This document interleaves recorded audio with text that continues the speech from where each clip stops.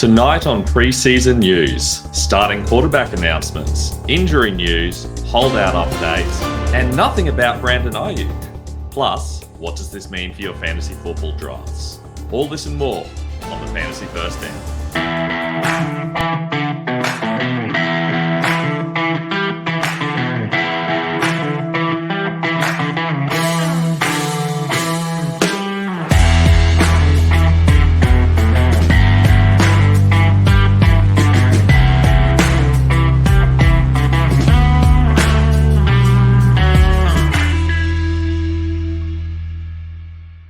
Welcome to the Fantasy First Down. I'm Ben Wasley. It's a busy week, so we're going to keep it pretty brief today. I'll be back in the next few days with some updates on what we learned from the last set of preseason games. Plus, I'll also have my final rankings updates. I'm going to talk about what you can expect from tight end rookies as well. If you haven't already, it'd be fantastic if you'd like and subscribe on the channel so you don't miss out on any of the new content. You can also find us on Instagram at the Fantasy First Down, on Twitter at Fantasy First Down with no O, and my website, which has all my rankings, is ffdfantasyfootball.com. You can also find my articles over at football.rasball.com. Today, we are talking about all the latest news from the last week of training camps and preseason. So let's get into it. If you haven't watched before, here's the format we use. I'm going to tell you the news. I'm going to tell you what impact it has on the involved players. The ranking on the left is their redraft ranking. The ranking on the right is their dynasty ranking. And I will be going through and updating all of my redraft and dynasty rankings in reflection of this weekend's games as well. And to start things off, we have a couple of quarterback announcements. Bo Nix is the Broncos' starting quarterback. Don't know that we had some massive surprises there. I guess it was possible that Jarrett Stidham was going to get the job, but it makes perfect sense for them to give it the rookie Nix. They're probably not going to be very good this year. Makes sense for them just to see what they have in him and do it properly. For me, he's still the lowest starting fantasy option. I do think he's going to struggle to keep the job consistently, though I think he'll probably get through the season. It's kind of him versus Jacoby Brissett in who is the first one to lose their job. I think that with this offense, with the lack of good pass-catching options, with how run-heavy they're going to be chasing games but not be able to do it effectively. I think they'll probably want to keep the score very low in all their games. All of that's going to be terribly ugly for Bo Nix. I can't imagine a situation where you want to be starting him, even as a super flex league. You really just want him to be your bench option.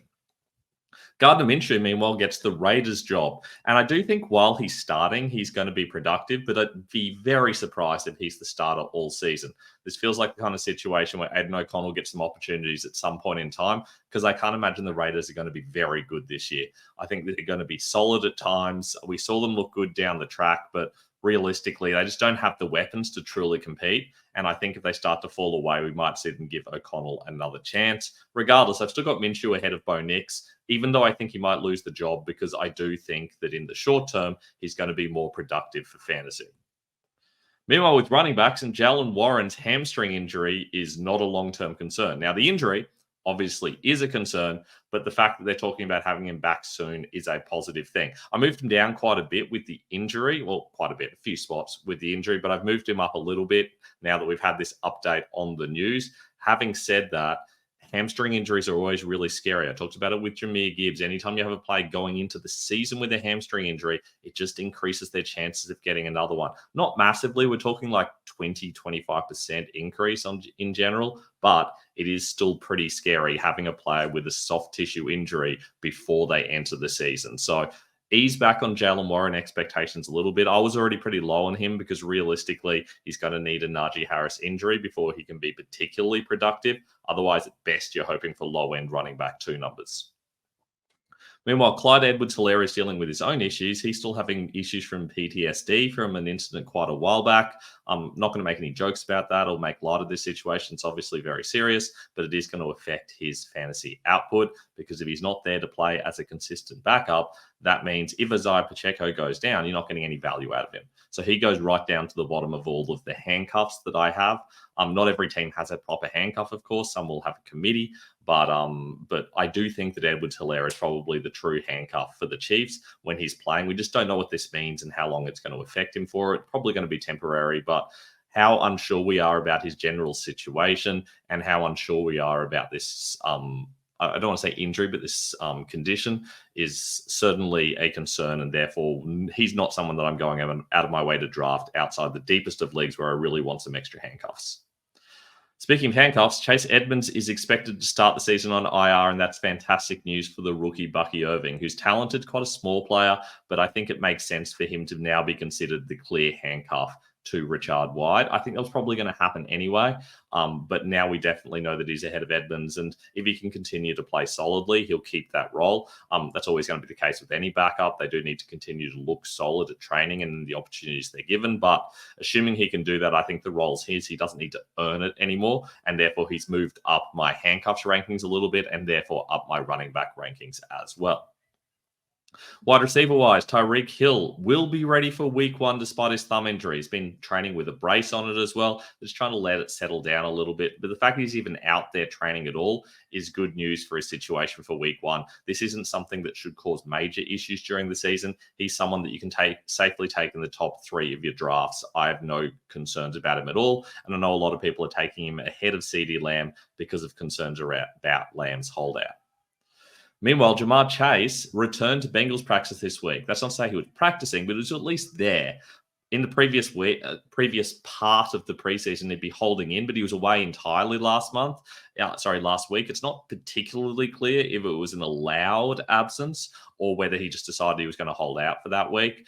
We haven't really heard a clear report on that. Regardless, this doesn't really move the bar that much. I do think that Chase will ultimately still play. I don't think this is going to affect that at all.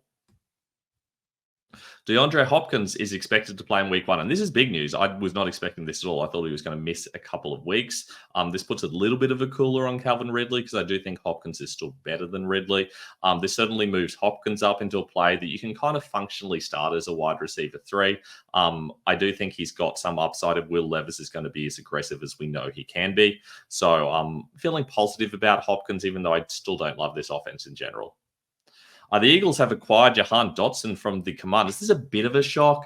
There were some talks about them putting him in the shop window, but I thought he'd kind of sorted himself out as the slot option in Washington. So I'm not really sure what's going on here and why they're doing this. It's not like they have some great other options. They're kind of playing with De'Ami Brown and Olamide Zaccheaus as probable starters at the moment. They drafted Luke McCaffrey in the 3rd round, but that was always a little bit of a reach anyway, and he's clearly not going to be the starter to start the season. So Dotson's the guy that you end up moving to the Eagles. Seems like a weird choice for a relatively recent 1st-round pick. 16th overall pick, in fact, I believe. The Eagles obviously win out in this situation, but Dotson doesn't. We know that they've already got a heap of weapons. They've got Saquon with the run game, and Jalen Hurts is so good around the goal line. Not the greatest passer, but he's still solid, and he's able to use A.J. Brown and Devonta Smith, and also Dallas Goedert. And now, of course, you have Jahan Dotson coming in there. So this is a big drop for Dotson. Those are correct rankings for Dotson. I just forgot to change the name on the graphic. Dotson moves down quite a bit for me. He was in my wide receiver 50 before this news came out. I did talk about this briefly when I talked about wide receivers last video.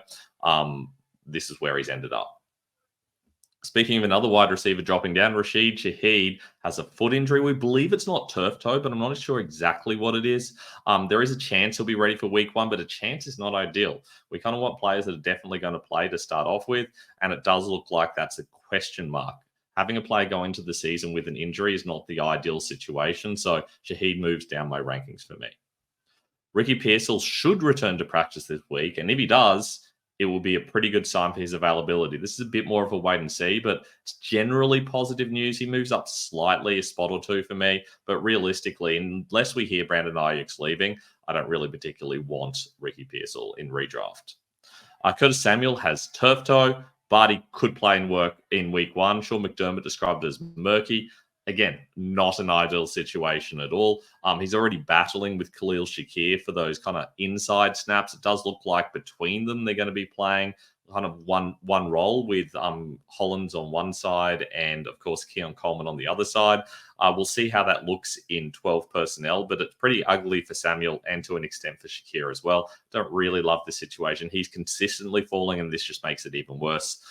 This is a bad situation. I probably could have had a red arrow here, realistically. This is a concern. Andre Yosevas will soak up the majority of snaps alongside Chase and Higgins. Jermaine Burton won't contribute anytime soon. I told you this over a month ago. This shouldn't be a shock. This doesn't move my rankings at all. Realistically, Yosevas is not Tyler Boyd. He's not going to get that same amount of volume. Boyd was actually a relatively big part of the offense. Having said that, he's still a wide receiver 3 in a good offense. And certainly if we see an injury to Chase or Higgins, I do feel like Joseph becomes productive. I know a lot of people are going to draft Burton, hoping that an injury happens and he's going to move up. If an injury happens, probably see more Trenton Irwin. You might even see more Charlie Jones. I don't know that Burton's actually that high up the depth chart. We do know that there were a lot of concerns around his character when he got drafted. He was a first-round talent who was taken in the 3rd round, and it is entirely possible that he's just not showing up with the work ethic or he doesn't understand the playbook well enough. There's a million things that could be going on behind the scenes, but whatever's happening, he has not worked his way up the depth chart to be a starter to start the season. Zay Jones, meanwhile, will not be starting for the first 5 weeks, and maybe after this, because he's been suspended for the first 5 games of 2024. This is a personal conduct policy issue. There was a DV case a while ago, which is obviously terrible.